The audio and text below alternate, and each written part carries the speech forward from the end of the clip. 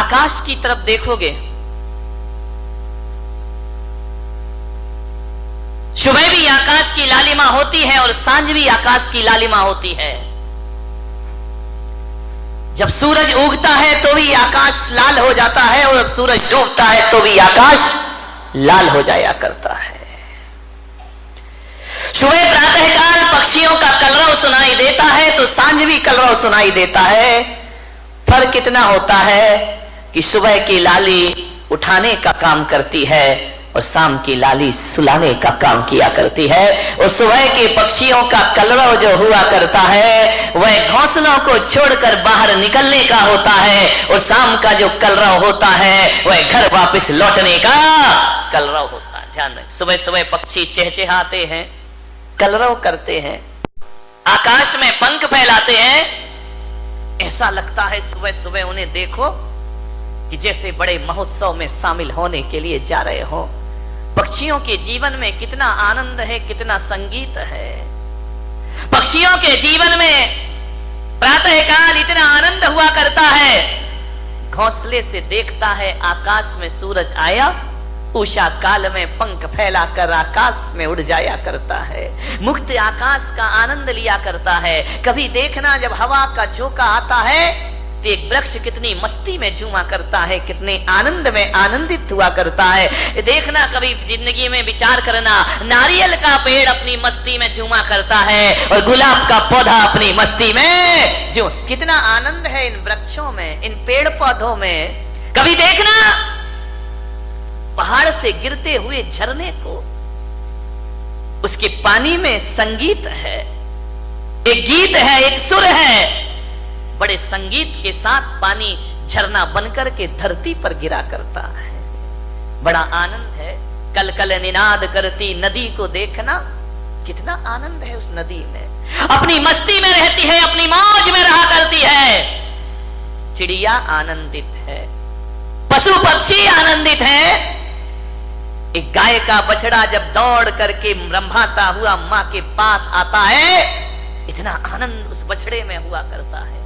मान्यवर, मैं आपसे निवेदन करने जा रहा हूं कि पेड़ पौधे आनंदित हैं, नदी आनंदित है, तालाब आनंदित है, झरने आनंदित हैं। कितना आनंद है इस संसार में, सुख ही सुख है मेरे भाई। विचार करिए आप, प्रकृति का कण कण आनंद में जी रहा है। आसमान आनंदित है, जब रात होती है ना तो हजारों सितारों को आसमान लेकर धरती पर अपना सौंदर्य का रूप दिखाया करता है। आकाश में चंद्रमा चमका करता है। ध्यान रखिए, ज्यों ज्यों रात गहरी होती है आकाश का सौंदर्य बढ़ते चला जाता है, बढ़ते चला जाता है। आकाश आनंदित है, धरती आनंदित है, नदियां आनंदित है, पेड़ पौधे आनंद में जी रहे हैं, पशु पक्षियों के जीवन में आनंद है। अफसोस है आदमी के चेहरे पर आनंद दिखाई नहीं दिया। आदमी क्यों निराश है, आदमी क्यों उदास है, आदमी को ऐसा क्या हो गया है? एक चींटी भी जीना चाहती है, एक नासमझ जानवर भी जीना चाहता है, पर आदमी को क्या हो गया? ये मरने के षड्यंत्र रचा करता है, ये मरने की तैयारी किया करता है। आज तक किसी जानवर के मुख से ना सुना होगा कि हे भगवान हमें उठा ले, लेकिन आदमी के मुख से तो कई बार सुना है कि अब इस जिंदगी को जिया नहीं जाता, हे भगवान मुझे इस जीवन से उठा ले, इस जीवन से मुक्ति दे दे। क्या घट जाता है हमारे जीवन में ऐसा? आदमी मृत्यु के षड्यंत्र क्यों रचता है? ये आदमी अपनी ही हत्या करने के लिए तैयार क्यों है? मान्यवर, अपने ही जीवन से लाचार हो गया ये इंसान, अपने आप का दुश्मन बन गया। अभी तो ये सुना था कि दूसरे दुश्मन हुआ करते हैं, हम ही अपनी जिंदगी के दुश्मन खुद बनकर के तैयार हो गए हैं। अपने जीवन से अपने आप को खतरा हो गया। कभी आपने सुना किसी भैंस ने आत्महत्या की हो? सुना? कभी विचार किया है? कभी आपको अखबार में पढ़ने को मिला है कि आज एक भैंस ने गुस्से में आके आत्महत्या कर ली है? कोई जानवर आत्महत्या नहीं करता है।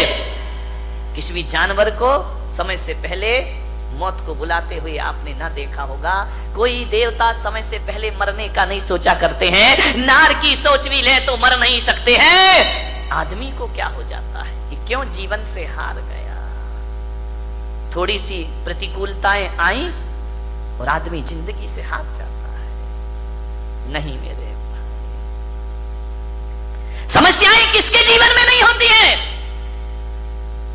राम के जीवन में समस्या थी, महावीर के जीवन में समस्या थी, कृष्ण के जीवन में समस्याएं थी, जीसस के जीवन में समस्याएं थी, आचार्य शांति सागर के जीवन में समस्याएं थी, आचार्य कुंद कुंद के जीवन में समस्याएं थी। समस्याएं किसके जीवन में नहीं होती है? ऐसा कोई है?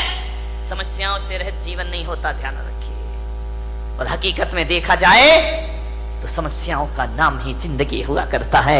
आसानी से जिंदगी मिल जाए तो जीने का मजा खत्म हो जाएगा। एक बात बताइए, यदि समस्याएं नहीं हो तो फिर जीने का मजा क्या है? जिंदगी जिंदा दिली का नाम है, मुर्दा दिल क्या खाक जिया करते हैं। ध्यान रखिए, जिंदा दिल बनिए। मान्यवर, दुख इस बात का नहीं है कि आदमी मर जाता है, दुख तो इस बात का है कि जिंदा रहकर भी आदमी जिंदा नहीं रह पाता है। वह मरा मरा सा जीवन जीता है, वह मरे हुए सी जिंदगी जिया करता है। विश्वास पैदा करो अपने आप पर, जिंदगी से हार मत मानिए। जिंदगी मिली है, मालूम है ये मानव का तन मिला है, शास्त्रों में कहा है, ग्रंथों में कहा है 84 लाख शरीर छोड़े हैं तब जाकर ये मानव का शरीर तुमको प्राप्त हुआ है। 84 लाख योनियों में हमारा जन्म हुआ है। कितने जन्म हम नाली के कीड़े बने होंगे, कितने जन्म पक्षी बने होंगे, कितने जन्म हम कीचड़ में कीड़ों की तरह रहेंगे होंगे। हर जन्म में हमने प्रार्थना की होगी ईश्वर से कि हे ईश्वर एक बार मुझे मनुष्य का चोला प्रदान कर दे, हे ईश्वर एक बार मुझे मनुष्य का तन प्रदान कर दे। इसलिए आत्महत्या करने के लिए नहीं, जिंदगी की अंतिम सांस को पूरी ईमानदारी से जीने का प्रयास करिए। अंतिम सांस भी पूरी जिंदा दिली के साथ जिएंगे। क्यों हार जाता है आदमी? जैसा विचार करिए, सोचना। ऐसे ही नहीं मिल गया मनुष्य का जीवन, बहुत मेहनत की है इसके लिए। मनुष्य का जीवन मिला, ऊंचा कुल मिला, अच्छी खानदान मिली, दिमाग मिला, बुद्धि मिला, शरीर मिला, फिर भी इस जिंदगी से हाथ धोते हो आप। अब तो घबरा के कहते हैं कि मर जाएंगे, अब तो घबरा के कहते हैं कि मर जाएंगे। और मरकर भी घबरा गए तो फिर बताओ अब किधर जाएंगे? दूसरा हमारे पास कोई रास्ता है नहीं। जिंदगी मिली है, अच्छे से जियो, तरीके से जियो, सलीके से जियो। बहुत कम जीवन मिला है, इसे उदासियों में मत गुजारिए। जिंदगी भीख में नहीं मिलती, जिंदगी बढ़ के छीनी जाती है। जिंदगी भीख में नहीं मिलती, जिंदगी बढ़ के छीनी जाती है।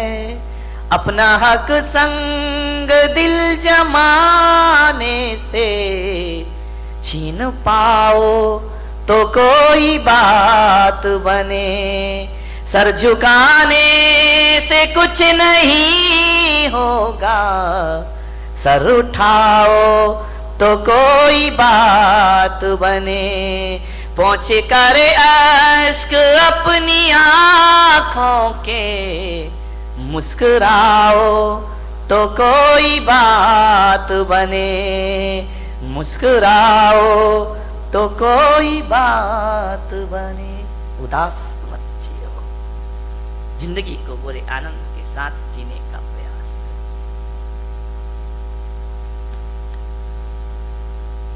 विपत्तियां, संकट, दुख किसके जीवन में नहीं आते?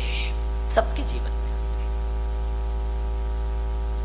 मुश्किलें आती हैं, परेशानियां आती हैं, विपरीत वातावरण बनता है, लेकिन जीने की आस मत छोड़िए।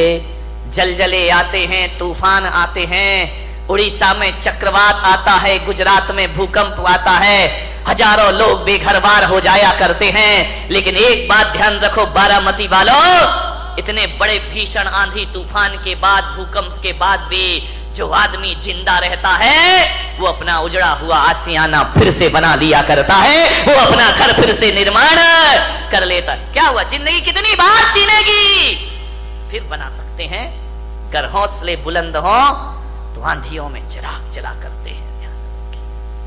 आज समस्या है बहुत बड़ी, आदमी अपने जीवन का दुश्मन हो गया है, अपनी ही जिंदगी का दुश्मन हो गया है इंसान।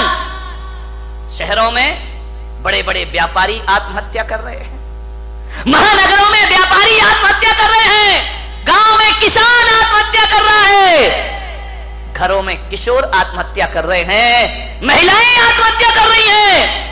थोड़ा सा निराशा हुई, थोड़ा सा मन का नहीं हुआ, थोड़ा सा प्रतिकूल वातावरण हुआ और आदमी मरने को तैयार है। और एक बात बताओ, बारामती के लोगों से मेरा निवेदन है, इस पंडाल में ऐसा कोई व्यक्ति बैठा है जिसने आज तक आत्महत्या का विचार ना किया हो?